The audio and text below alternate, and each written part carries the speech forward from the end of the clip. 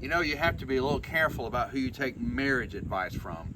And probably one of the last persons that you would think of taking marriage advice from in the scriptures would be Solomon.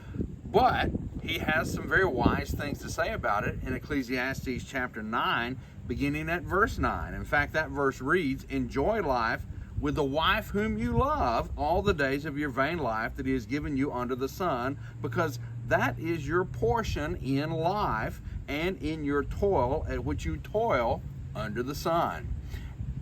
And again, like I said, Solomon's one of the last people that you would go to ask marriage advice, because, I mean, he had 300 wives, he had multiple mistresses and concubines, and we understand that this is not the guy that really is the model husband or the model of marriage. And yet, when we proceed on with this, we also have to remember that the next book in the Bible is Solomon's Song, the Song of Solomon. And there, he writes about a special love that he has.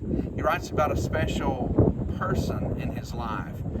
And maybe if Ecclesiastes is written later in his life, as seems to be the case, and perhaps the Song of Solomon was written earlier in his life, maybe now he's saying, well, I've made some big mistakes and I've learned and I know better now. And he's sharing that with us.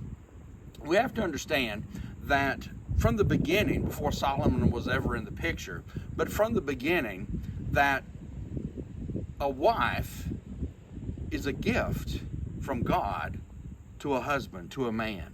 In fact, when you go to Genesis chapter 2, you read about Eve being created there. And you read about before she was created that Adam, he named all the animals, and that he looked around and that among all those animals there was not a helper, another one that was suitable for him. And so we read the story in Genesis 2 how God took one of his ribs and he formed the woman. And then the text tells us in Genesis 2 that he presented her, or he gave her to Adam. You see, the wife from the very beginning is a gift.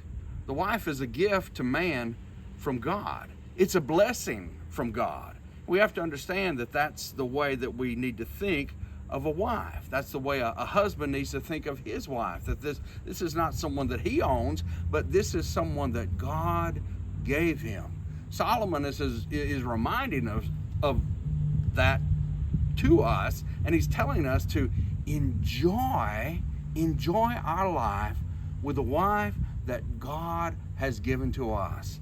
And we also have to understand that this is significant, this is important, because life is going to hand us many difficulties and many hard times.